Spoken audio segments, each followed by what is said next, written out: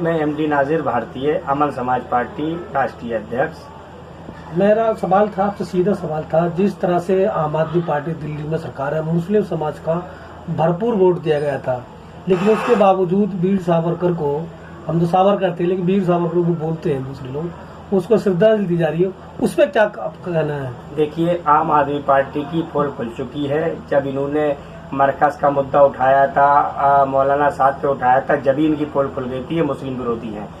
देखिए, वीर सावरकर का मतलब ये है कि लेना मतलब ये है कि बीजेपी की बी टीम है, और दूसरा ये है कि ये आरएसएस के लोग हैं, आरएसएस की बनाई हुई पार्टी है।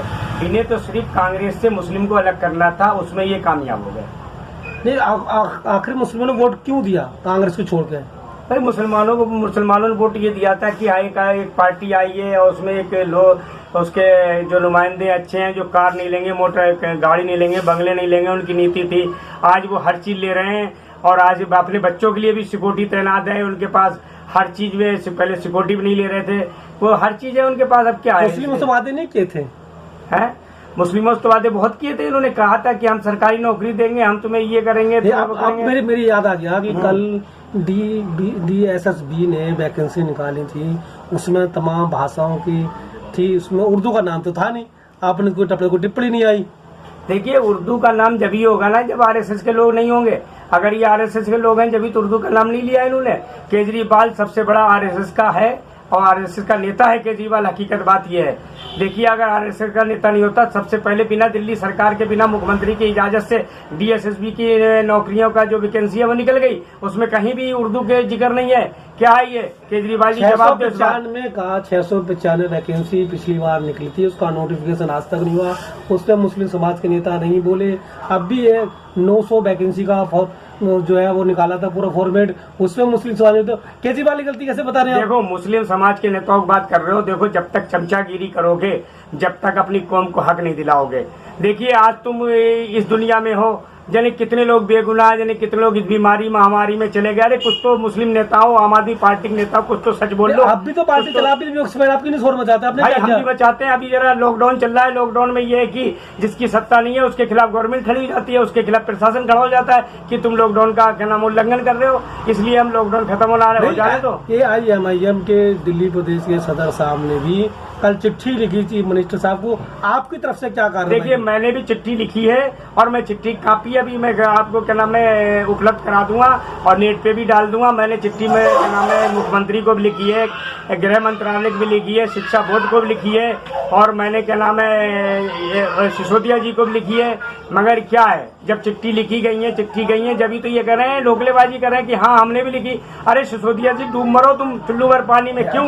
वो तो कह रहे कि हमने चिट्ठी नहीं, हम कह तो रहे हैं सिसोदिया जी, डूब मरो तुम चुल्लू भर पानी में। झूठ बोलते शर्म नहीं आती? तुम शिक्षा मंत्री हो दिल्ली में, तुम्हारे बिना मीटिंग के बिना इजाजत के कोई बिल पास हो जाएगा, कोई वैकेंसी पास हो जाएगी? क्यों जनता से झूठ बोलते हो मुस्लिमों से? हैं, मुस्लिम अब की तुम्हें जवाब देंगे। अभी इलेक्शन आने वाला है 2022 में, MCD का तुम्हें ऐसा जवाब देंगे, तुम्हें याद करोगे तुम। अच्छा, कोरोना महामारी। अच्छा, अब आम आदमी कहते मुस्लिम विरोधी है, लेकिन आप उत्तर प्रदेश क्यों नहीं कहते? उत्तर प्रदेश में 2 मस्जिदें शहीद कर दी गई, मुजफ्फरनगर, एक बाराबंकी में। हाँ, उस पे भी मैंने कहा, अमन समाज पार्टी जहाँ भी मुस्लिमों की या किसी और की, दलित भाई की या किसी की भी नाइंसाफी होगी उसके साथ खड़ी है, क्योंकि हम संविधान वाले लोग हैं, हम संविधान को मानने वाले लोग हैं, हम वीर सावरकर के लोग नहीं हैं। इसलिए संविधान के हिसाब से जिसकी जहाँ जरूरत पड़ेगी अमन समाज पार्टी सबसे पहले नजर आएगी। और अमन समाज पार्टी का विजन और मिशन भी यही अब चल रहा है कि जहाँ संविधान के दायरे में रह के काम करे। जिस तरह से बाराबंकी और मुजफ्फरनगर में मस्जिद शहीद की गई, विपक्ष की तरफ से कोई ऐसी कड़ी आवाज नहीं आई? देखिए, विपक्ष क्या है, विपक्ष भी कमजोर है और कमजोर के साथ बोलना नहीं चाहता। कमजोर है, बिल्कुल मानते हैं कमजोर है। और दूसरी बात यह है, विपक्ष ये चाह रहा है कि इन्होंने हिंदूवादी बात करके, हिंदू की बात करके अब इन्होंने सत्ता हासिल करी, क्यों ना विपक्ष भी इन्हीं की राह पे सोच रहा है कि हम भी इसी तरीके की नीति अपनाएं और सत्ता को हथियाएं। सबसे बड़ी बात यह है। देखिए, अगर ऐसा ना होता तो सबसे बड़ी बात, अब एक बात और आती, लोग कहते हैं बीजेपी ये कहती है और आरएसएस ये कहती है हिंदू खतरे में है। अरे, हिंदू अकबर के जमाने में खतरे में नहीं था, मोदी के जमाने में खतरे में। बिल्कुल भाई खतरे में, ये मानता हूं मैं। वो कैसे? देखिए, जिसका अंतिम संस्कार नहीं हो पा रहा और जिनके पास पैसे नहीं, वो क्या नाम है, उनकी लाशें, कुत्ते, जो कौवे, गिद्ध नोच रहे हैं, कितनी शर्म की बात है मोदी सरकार। बाकी में तुमने सही कहा कि हिंदू खतरे में, ये बात हम नहीं मानते, अब मुझे मानना नहीं, पड़ेगा। आज तो आप हिंदू खतरे की बात, तो आज उन्होंने केंद्र सरकार ने जो है वो नोटिफिकेशन जारी किया जिसमें कहा कि सीए के तहत जो है जो विदेशों में हिंदू रह रहे हैं उनसे आवेदन मांगे शरणार्थी जो 2014 से पहले यहाँ निवास कर रहे हैं, जो आगे हैं यहाँ पर, उनसे आवेदन मांगे यहाँ की नागरिकता देने के लिए। आप हिंदू खतरे की बात करें, हिंदू नागरिकता दे रहे हैं। बिल्कुल, मैं बताता हूँ। अभी अमित शाह ने कितना प्रोपेगेंडा अपनाया, गृह मंत्री ने, कि सीए लागू करेंगे। अरे जो पहले पाकिस्तानी इंडियन पढ़े हैं उनको तो पहले पूरी मुहैया करा दो। पता है तुम्हें 25 हिंदू उसमें मर गए, हिंदू भाई मर गए जो सीए के इंतजार में आज तक पड़े हैं। ये बीजेपी सरकार है, झूठों की सरकार है, जुमलाखोरों की सरकार है। आपने सुना एक बहरूपिया होता, नाम आता बहरूपिया। बहरूपिया का मतलब होता बदल बदल रूप बदल बदल के जनता के आगे आना और जनता का दिल खुश करना और कुछ नहीं करना। ऐसे ही मोदी जी हैं, जब घड़ियालियों आंसू रोते हैं। आपने देखो मगरमच्छ जब पानी में बैठता है, कोई शिकार उसे करना होता है, बिल्कुल चुप आंसू गिरा के, उसके आंसू यहाँ तक होते हैं और खूब गिरते हैं। जैसे शिकार होता है उसे दबोच लेता है।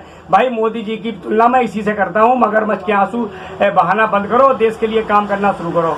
तो केजरीवाल भी उसी के इससे मानते हैं आप हैं? अभी आप केजरीवाल के लिए, तब मोदी के लिए कह रहे हैं। भाई केजरीवाल मोदी आरएसएस के नुमाइंदे हैं। इन्हें तो एक सबक मिली है, एक मिशन चल रहा है कि मुसलमान विरोधी मिशन चलाओ और क्या नाम है, मुसलमानों को देश से भगाओ।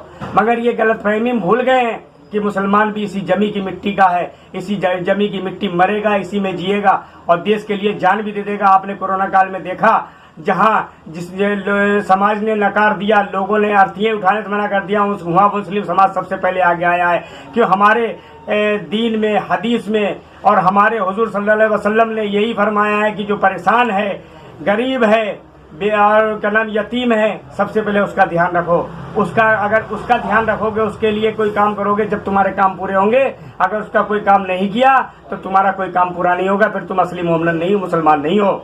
इसलिए क्या नाम है, ऐसा है। मैं यही कहना चाहता हूँ मोदी सरकार से, आपके द्वारा संदेश देना चाहता हूँ और दिल्ली सरकार से। देखिए जो दिल्ली में वैकेंसी निकली है, कम से कम दिल्ली की परसेंटेज के हिसाब से उसमें उर्दू को लागू किया जाए, उन्हें उर्दू टीचरों को नौकरी दी जाए। और क्या नाम है, जो भी देश का बर्ताव व्यवहार है, अपनी ये लोग सोच बदलें, सेकुलर सोच रखें और लोगों ये हिंदू मुस्लिम ये का नारा दे, एक साथ भाईचारा बनाएं, कायम रखें। यही अमन समाज पार्टी की सोच है और यही अमन समाज पार्टी की नीति है कि हिंदू मुस्लिम सिख ईसाई सब आपस में प्यार से भाईचारे के साथ रहें। और हमारा यही मिशन रहेगा कि हिंदू मुस्लिम में दरार जो डाल रही है बीजेपी, इसको हम किस तरीके से दरार को पूरा करें, खत्म करें। जय हिंद, जय भारत, जय भीम।